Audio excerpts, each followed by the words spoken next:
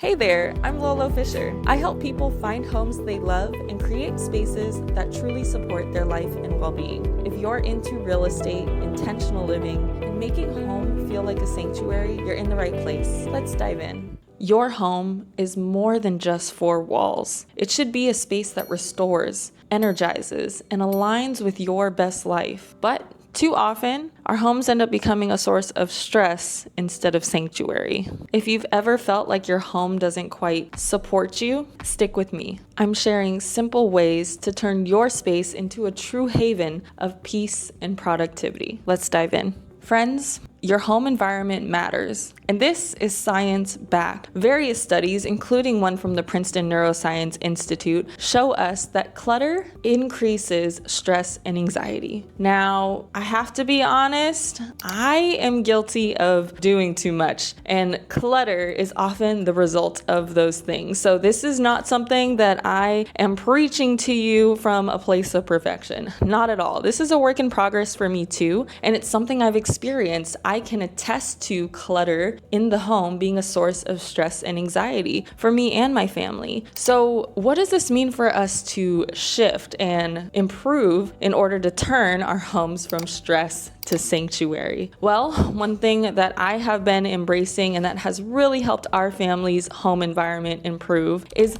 letting go of things that don't have a place. And this is a tip I got from various organizers, various designers who have made homes just absolutely beautiful, but also functional. And functionality is really the key to decreasing clutter. It's making sure that everything you own has a place. And if it doesn't have a place, then you have to decide either to create a place and space for those items, whatever it may be, or to get rid of it. And get rid of it doesn't always mean trash, right? You can give it to somebody else, pass on the love of whatever said item it is. But this is important, friends. Declutter your space. You will feel the impact not only in your home environment physically in terms of how you move around, how you function, but you will feel the impact in your mindset, in your mental space, in your emotional space when you are living with less and living from a more organized environment. Huge shout out to my family.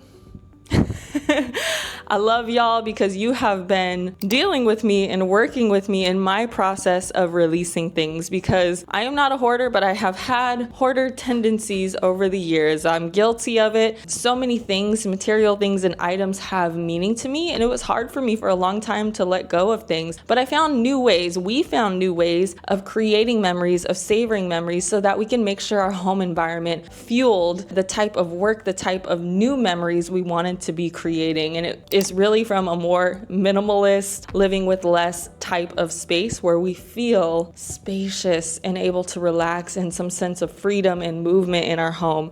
Not like you're bumping your elbows on every corner or the drawer is so full you can't open it. I hope I'm not the only one who's experienced this, but so much improvement has been made. I'm just gonna tell y'all, and probably another video soon, on kind of what our home looks like now and what that organization systems have been put in that have helped us. Anyways, my point, your home should be intentional, designed to fuel your energy, not deplete it. Real quick, before we dive back in, I just want to say thank you for being here. Whether this is your first time watching or you've been part of this community for a while, I appreciate you spending your time with me. Every comment, like, and subscribe really does make a difference. It helps more people find these conversations about living well and making a house a home, and keeps this space growing. And honestly, I don't want this to just be me talking. I want to hear from you. So drop a comment below and let me know, what's one thing you do to make your home a sanctuary? Let's make this a real conversation. Now let's jump back in. Here are 5 simple ways to create a sanctuary at home. If you haven't already guessed it, number 1 is declutter with purpose. The real concept of this, think of less chaos, more mental clarity. So the process of decluttering, you can even think of it with the Marie Kondo philosophy, which is far more popular and well known now. And the idea is, if it doesn't serve you, let it go, friends. So here's your action step. I challenge you to spend 10 minutes today decluttering one space. You're already this far along in the video. Clearly this matters to you and the feeling of your home environment is important to you. Take this one step today to get started. Just 10 minutes. Pick one space, get started, go through that junk drawer, that box that has been sitting in the corner forever, put a timer on for 10 minutes, and just start clearing things out that don't serve you. All right. Tip number 2, soak in the sunshine and breathe some fresh air. Okay, here's what I mean. Natural light and airflow. That's the big 2 concepts here. It is important and it makes a massive difference to your environment. Harvard research shows that natural light boosts your mood and your productivity. So how do you apply this? Open your windows. And no, if it's cold outside, you don't need to have your windows open 24/7, right? We're still using our sense here and doing what feels good for us. But if your windows are constantly closed, you're not getting that fresh air. Open windows. If you are a plant person, look specifically into air purifying plants. There's a ton of indoor air purifying plants that I know you'll love if you haven't already gotten into it. Add mirrors throughout the home to reflect light and make your home feel more expansive and more spacious. And finally, for this one, leave those heavy curtains alone. Sometimes we use these super big, bulky, heavy curtains, and then we always have them shut. Blackout curtains have a purpose. Yes, they do. They can be super helpful for your sleep. But during the day, especially if you end up being home, or like I know a lot of folks spend their weekends at home, or maybe meal prepping or cooking dinner, when you can, open up the curtains if you have curtains. Maybe switch to blinds, maybe switch to lighter curtains, but leave those heavy curtains that give you that heavy feeling alone.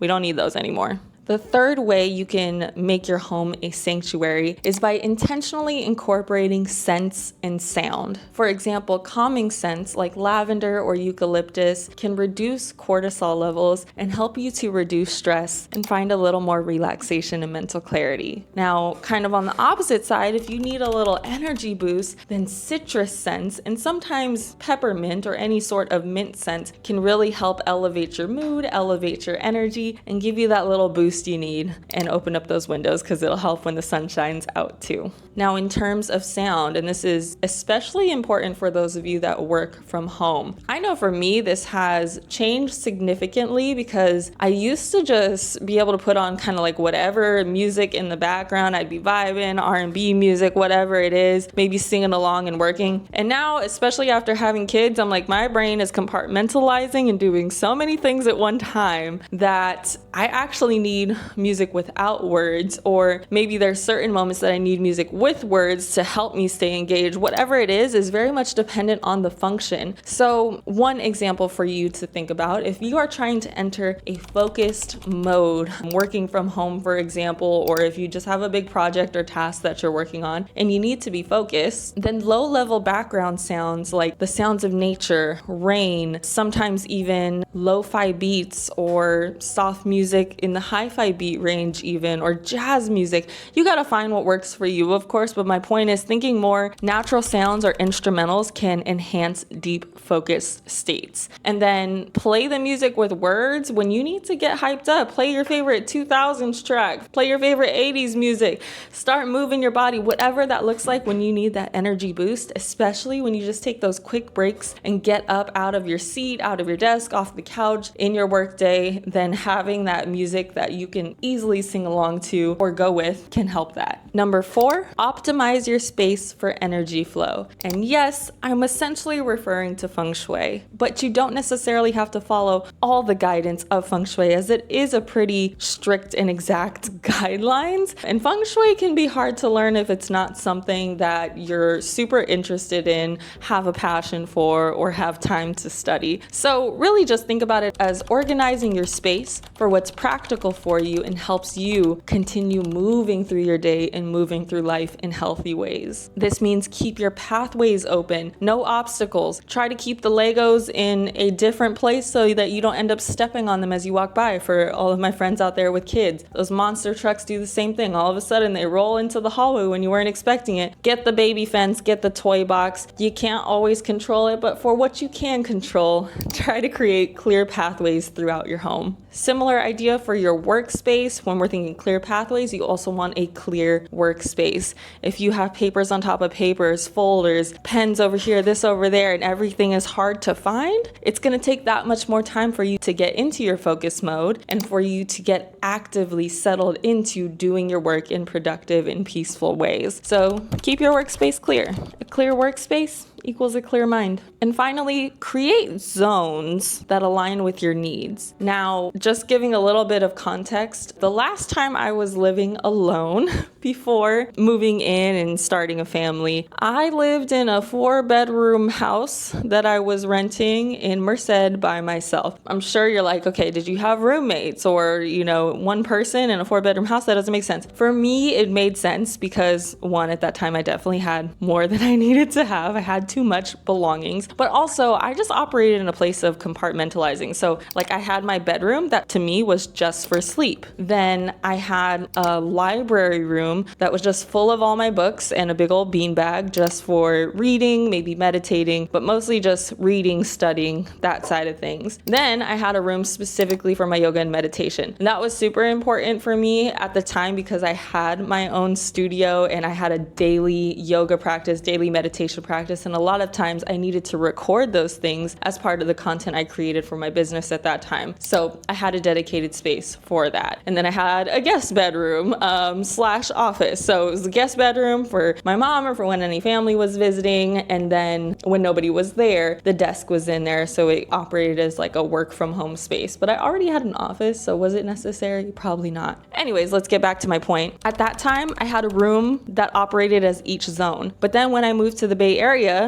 as y'all know, the cost of living in Merced is very different from the Bay Area. So I ended up reducing space and also moved in with Anthony Angel with my family and Solomon on the way. So at that time, I had to reduce a lot in terms of belongings, but I also had to rethink where my zones were. Your zones don't have to be entire rooms. They can be corners. They can be places that are multi-use, but the way you set the intention of the space is incredibly important so that you know what that zone is for. So where do you sleep? Where do you work? Where do you meditate? Where do you move and stretch and dance? Where do you cook and eat and enjoy delicious meals? Where do you have family time? Think about your zones and be intentional about where you create space to do these things. 3 zones that are really important to think about and include is a self-care space, whatever that is, if it's a reading nook, if it's a place to meditate, if it's inside your closet and it's a prayer room, a war room, if you've seen that movie, whatever that is, right? Something for self-care and for nourishing yourself, for taking a moment for you.